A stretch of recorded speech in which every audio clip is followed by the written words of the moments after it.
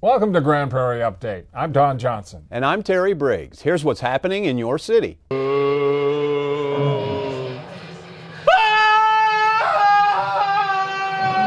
Halloween in Grand Prairie came with some new tricks and lots of treats for those who ventured downtown this year. Once again, the Grand Prairie Arts Council hosted its annual Terror at the Uptown Haunted House at the Uptown Theater. Kids and their parents lined up early for the opportunity to walk their way through a maze of characters whose sole intention was to give them a good scare.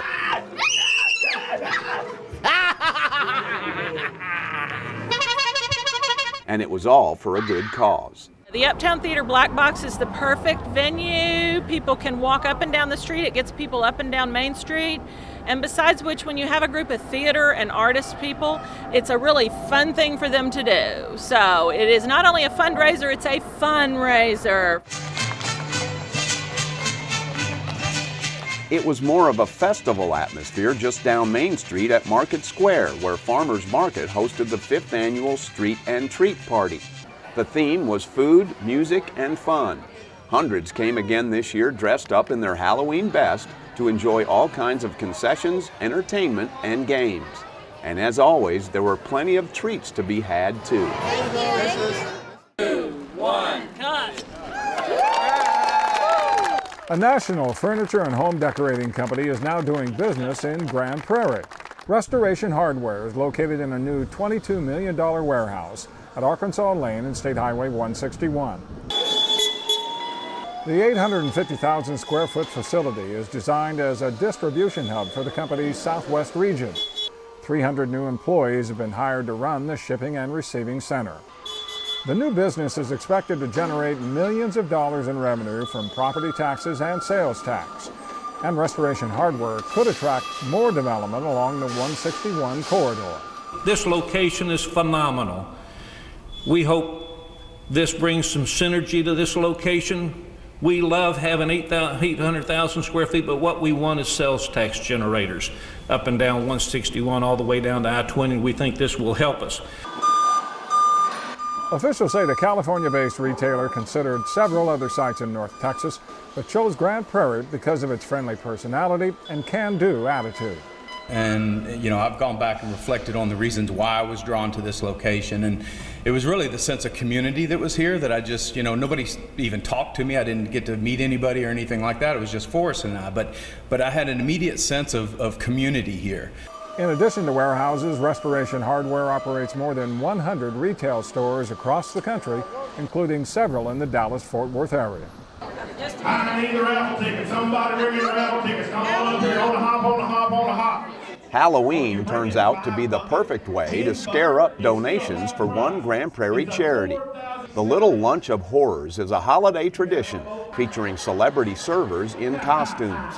The event is the major fundraiser of the year for Children First, an agency dedicated to helping the victims of abuse or neglect. This is a very significant part of our budget. It's equivalent to many of our government grants, and so if we don't do well with this, you know, that just means we have to go out and find the money somewhere else, and as you know, that's not easy these days.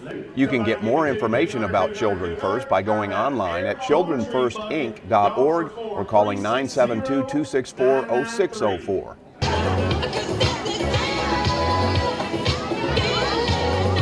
Grand Prairie's Parks and Recreation Department kicked off the Halloween season by hosting a new event called Trick or Trail along the Bowles Park Trail next to the Tony Shotwell Life Center. Trick or treat! Several vendors from around the city set up stations along the trail and invited kids and adults to travel from station to station and rewarded them with all kinds of treats.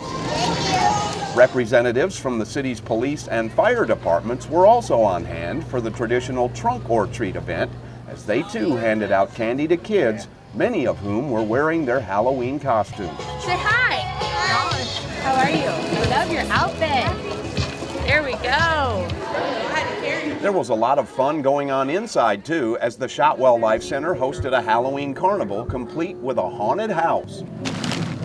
The event was a huge success, drawing hundreds of families. What do you think about this? This is something new for them. It's very nice. I love it. I'm so glad. It's so good to have something free and something fun to do. We love it. Absolutely.